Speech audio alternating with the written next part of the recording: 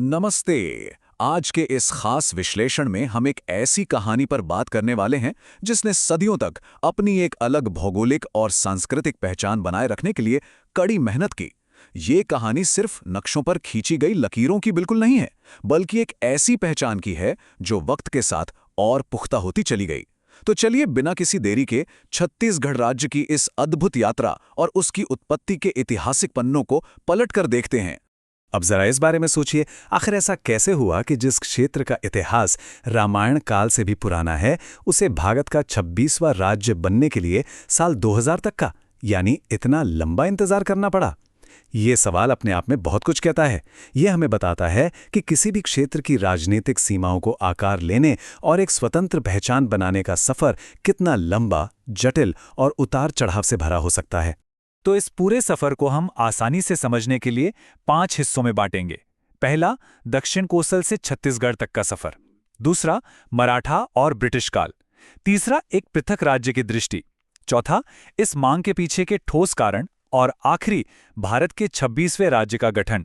चलिए आगे बढ़ते हैं हमारे पहले भाग की तरफ, दक्षिण कोसल से छत्तीसगढ़। यहां हम समझेंगे इस नाम और इसकी पहचान के मूल विकास को। प्राचीन काल में इस पूरे क्षेत्र को दक्षिण कोसल के नाम से जाना जाता था। और एक बहुत ही दिलचस्प बात बताऊं, ये नाम संभवतः यहां मिलने वाले बेहतरीन क्वालिटी के कोसा सिल्क यानी रेशम की प्रचुरता के कारण पड़ा था। कोसा आज भी इस क्षेत्र की एक बहुत बड़ी पहचान है। और इसकी प्राचीनता का अंदाजा इस बात से लगाइए कि भगवान श्री राम की माता कौशल्या यहीं के कोसलाधीश की पुत्री थीं। बिलासपुर का जो कोसाला ग्राम है, वही इसकी राजधानी हुआ करता था। इसका सीधा सा अर्थ यह है कि इस जगह की अपनी एक अलग भौगोलिक और सांस्कृतिक पहचान उतनी ही पुरानी है जितनी की रामकथा। खैर, लगभग 17वीं शताब्दी तक इस जगह को दक्षिण कोसल ही कहा जाता रहा। अब बात आती है छत्तीसगढ़ शब्द की। साहित्य में इसका सबसे पहला प्रयोग 15वीं शताब्दी में मिलता है। खैरागढ़ राज्य के राजा लक्ष्मी निधि राय के चरण कवि थे दलराम राव। उन्होंने साल 1497 में इस शब्द का जिक्र किया था। लेकिन यहां ध्यान देने वाली बात यह है कि इतिहास में छत्तीसगढ़ की एक स्वतंत्र, एक अलग राजनीतिक और सांस्कृतिक पहचान की कल्पना सबसे पहले कवि गोपाल मिश्र ने अपनी रचना खूब तमाशा में की थी। उन्होंने रतनपुर राज्य के लिए पहली बार इस शब्द का इस्तेमाल किया। यानी साहित्यिक तौर पर यह नाम सदियों पुराना जरूर है, पर इसका राजनीतिक अस्तित्व धीरे धीरे ही आकार ले रहा था। अब आते हैं दूसरे भाग पर, मराठा और ब्रिटिश काल और इस दौरान हुए प्रशासनिक बदलाव। इस भूमि ने सदियों के दौरान कई साम्राज्यों का उतार चढ़ाव देखा है। मौर्य, सातवाहना, गुप्ता और वाकाटका से होते हुए कलचुरियों ने यहां एक लंबा शासन किया। 16वीं सदी आते आते गोंडवाना राज्य का भी यहां अच्छा खासा प्रभाव रहा। लेकिन जो असली प्रशासनिक बदलाव आया ना, वो तब हुआ जब 1741 यानी 1741 में मराठा शासन की शुरुआत हुई। फिर 1778 यानी 1778 में एक संधि के जरिए बस्तर को भी मराठों के अधीन लाया गया। और पता है, मराठा काल में ही यहाँ के गढ़ों यानी किलों की संख्या और बंदोबस्त की प्रशासनिक सुविधा के आधार पर इस पूरे इलाके को आम बोलचाल में व्यापक रूप से छत्तीसगढ़ कहा जाने लगा। फिर 1854 यानी 1854 में यह ब्रिटिश साम्राज्य के हाथों में चला गया। और 1861 में जब मध्य प्रांत बना, तब छत्तीसगढ़ उसके 5 संभागों में से एक बन चुका था। अब एक बहुत ही दिलचस्प संख्या पर गौर करते हैं, 14। साल 1905 में राजनीतिक सीमाओं का एक बड़ा पुनर्गठन हुआ था। संबलपुर जिले को उड़ीसा में मिला दिया गया और बंगाल के छोटा नागपुर क्षेत्र की 5 रियासतों, जिसमें जशपुर, सुरगुजा, उदयपुर, चंगभाखर और कोरिया शामिल थे, उन्हें उनकी सांस्कृतिक समानता के कारण छत्तीसगढ़ संभाग में जोड़ दिया गया। तो सच्चाई यह है कि वर्तमान छत्तीसगढ़ का जो नक्शा हम आज देखते हैं, वो दरअसल 1905 में ही तैयार हो गया था, जिसमें उस वक्त ठीक 14 रियासतें शामिल थीं। चलिए बढ़ते हैं तीसरे भाग की ओर, पृथक राज्य की दृष्टि, यानी एक नई राजनीतिक कल्पना की शुरुआत। ये बहुत ही हैरान करने वाली बात है कि एक अलग छत्तीसगढ़ राज्य की सबसे स्पष्ट कल्पना विद्वान और स्वतंत्रता सेनानी पंडित सुंदरलाल शर्मा जी ने बहुत पहले ही कर ली थी। साल 1918 के अपनी एक पांडुलिपि में उन्होंने स्पष्ट लिखा था कि जो भूभाग विंध्य श्रेणी और नर्मदा से लेकर दक्षिण में इंद्रावती तक फैला है, जिसके पश्चिम में वैंगागा बहती है, जहां सिंखबाजा बजाया जाता है और धान की खेती होती है, वही छत्तीसगढ़ है। सोचिए, राज्य बनने के लगभग 8 दशक पहले ही उन्होंने इसकी मूल भौगोलिक और सांस्कृतिक सीमाओं को बिल्कुल सटीक तरीके से परिभाषित कर दिया था। इस सटीक दृष्टि का ही असर था कि जनता और बुद्धिजीवियों के बीच आवाज धीरे धीरे तेज होने लगी। 1924 में रायपुर जिला परिषद ने मध्य प्रांत से अलग छत्तीसगढ़ की मांग रखी। 1939 आते आते कांग्रेस के त्रिपुरी अधिवेशन में भी इस मुद्दे को उठाया गया। आजादी के बाद 1953 में जब राज्य पुनर्गठन आयोग यानी फजल अली कमीशन बना तो वहां भी प्रतिनिधियों ने अपना पक्ष पूरी मजबूती से रखा। और फिर 1956 में राजनांदगांव में छत्तीसगढ़ महासभा बनी।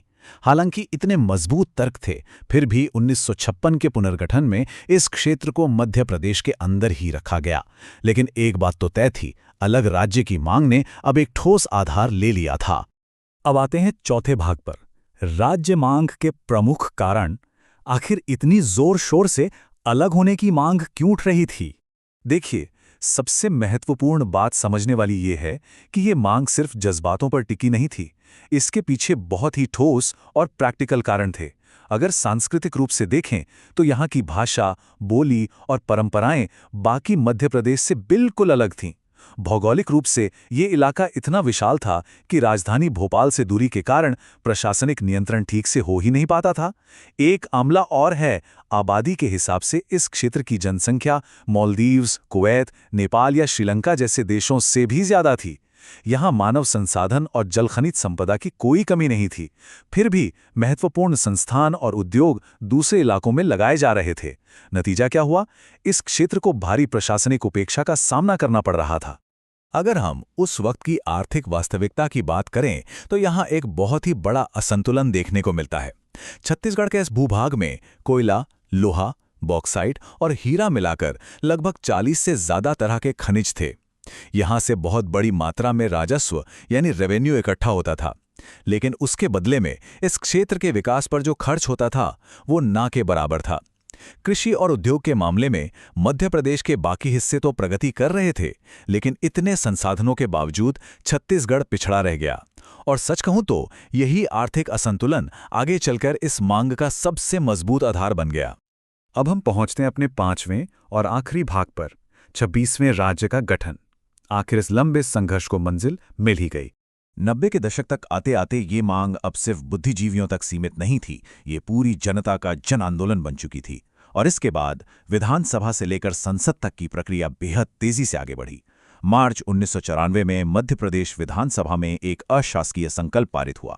फिर मई 1998 में शासकीय संकल्प भी पारित हो गया।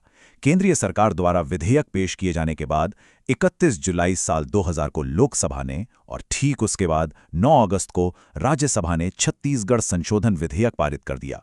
और आखिरकार 28 अगस्त 2000 को भारत के राष्ट्रपति के हस्ताक्षर होते ही ये मध्य प्रदेश पुनर्गठन अधिनियम 2000 बन गया। और इसी लंबी, थका देने वाली पर लगातार चलती आई प्रक्रिया का परिणाम ये निकला कि 1 नवंबर साल 2000 को उसी अधिनियम के प्रावधानों के तहत मध्य प्रदेश से अलग होकर छत्तीसगढ़ औपचारिक रूप से भारत संघ का 26वां राज्य बन गया। तो आज के इस विश्लेषण के अंत में एक बहुत ही गहरा सवाल छोड़कर जा रहा हूं। जब हम किसी क्षेत्र की इतनी प्राचीन, ऐतिहासिक और सांस्कृतिक जड़ों को समझ लेते हैं तो क्या आधुनिक राजनीतिक सीमाओं को देखने का हमारा नजरिया नहीं बदल जाता? छत्तीसगढ़ की स्थापना कोई छोटी मोटी घटना नहीं थी और ना ही ये सिर्फ नक्शों का बदलना था। ये दरअसल एक ऐसी प्राचीन पहचान का सम्मान था जिसके बीज रामायण काल में बोए गए थे। ये हमें बताता है कि जब लोगों की संस्कृति और उनकी आकांक्षाएं आपस में मिलती हैं तो वह नए इतिहास और नई सीमाओं का निर्माण जरूर करती हैं। इस रोचक चर्चा में शामिल होने के लिए बहुत बहुत शुक्रिया। उम्मीद है इस ऐतिहासिक सफर ने आपको जानकारी के साथ साथ एक नया दृष्टिकोण भी दिया होगा।